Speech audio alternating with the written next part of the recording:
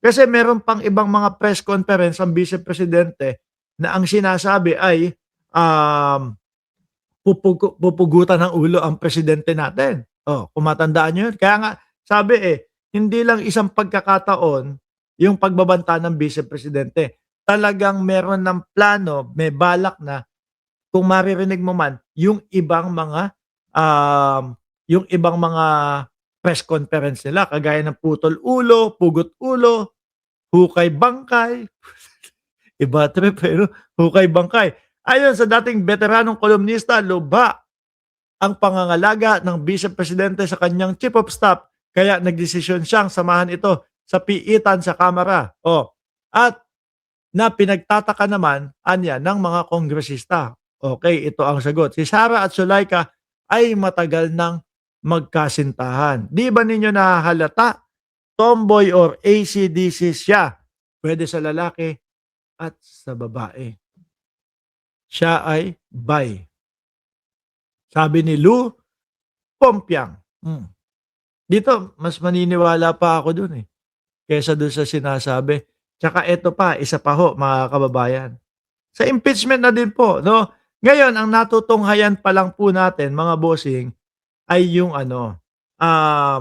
yun pong pagbabanta sa buhay ng presidente, asawa ng presidente, at kay Martin Romualdez. Ngayon po, miski ho ito, tingin ko si Ramil Madriaga ay masasama doon sa mga witness na haharap sa impeachment ng Vice Presidente at ang kanyang sinasabi ay base doon sa kanyang handwritten ay nagdedetalye ng planong pagpapatalsik sa pwesto at pagtsugi kay PBBM.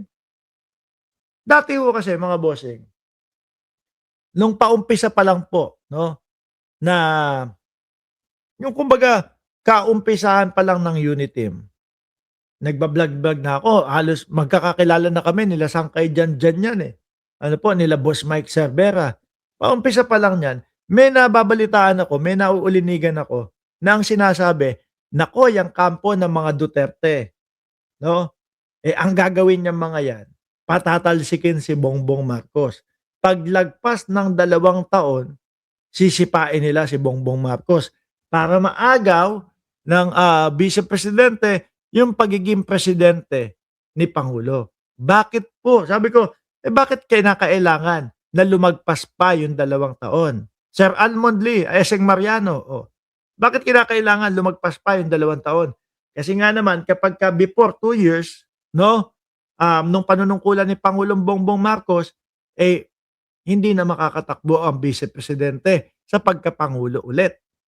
No? Mala style Gloria Macapagal Arroyo. Pagka 2 taon onwards, ang nagamit na ni Bongbong Marcos ay may pag-asa o may tsansa o pwedeng tumakbo sa pagka-presidente ulit ang Vice Presidente. No? Ganun pala style. Sabi ko, hindi ako naniniwala dyan. Chismis lang yan. Pero, nagkatotoo ho. Ano?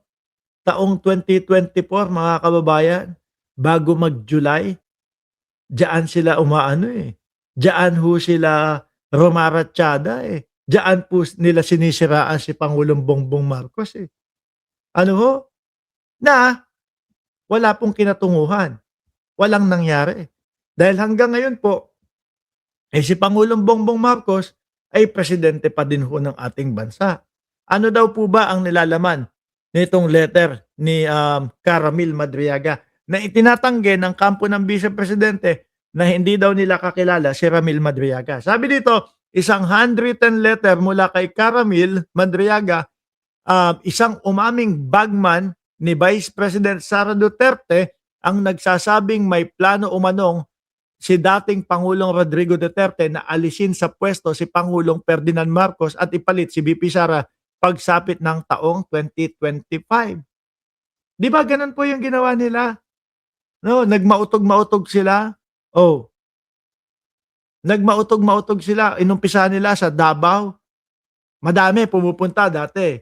Tapos nung napapansin, puro kasinungalingan at walang kwenta yung mga pinagsasasabi ni Rodrigo Duterte, wala nang pumunta. Hanggang ang naging ending po, mga kababayan, isang basketball court, covered na basketball court ang nirerentahan nila, miski yung half court po hindi na napupuno, naubusan po ng taga-subaybay mga kababayan.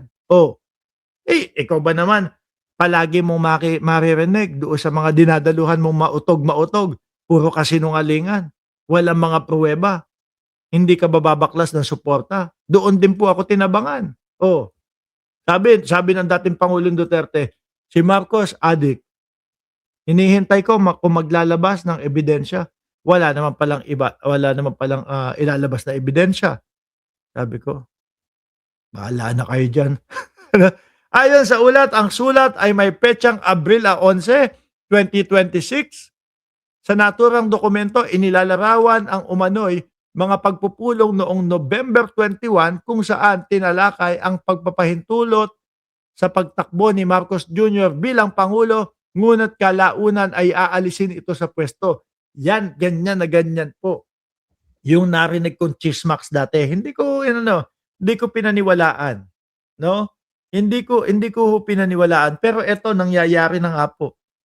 'Di ba? Sabi ni Cesar Pilar, tanggalin ang kultura ng mga Duterte, ang magbanta, magmura, mambastos at magsinungaling. Sa totoo lang po mga DDS na lang po ang ano diyan, proud diyan, no?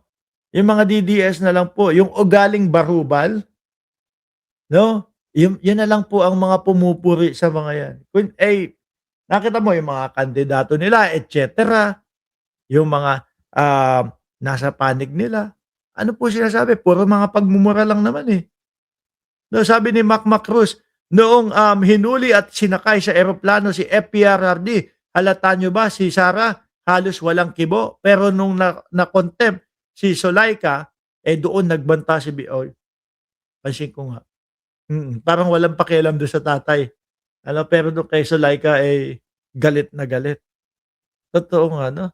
Dagdag pa rito, nakasaad din umano sa sulat na may plano ring palitan si Marcos sa anumang, paraan 'no, at si Sara ang posibleng umupo bilang pangulo na maaari pa ring tumakbo sa 2028 presidential election. O kapag 2025 halos lagpas na yung 2 taon, 10 taon na panunungkulan, 'di ba? Bilang presidente. 'Yun yung plano nila. Na 2026 na po ngayon, mukhang hindi nangyari. Mukhang walang nangyari, mga bossing, Chief Amo Sir, 'no? Ang nangyari, nakulong si dating Pangulong Duterte, nangyari nakulong na din si Marcoleta. Sino kaya yung ibang mga susunod sa kanila? Mission failed, ika nga ni Inamo TV. Mission failed ang mga Duterte. Isipin niyo na lang ho ano, kung sila pa din yung nakaupo hanggang ngayon mga kababayan. Isipin niyo na lang ho kung sila pa din, yung namumuno sa ating bansa. Malamang buhay na buhay po siguro ang Pogo ngayon.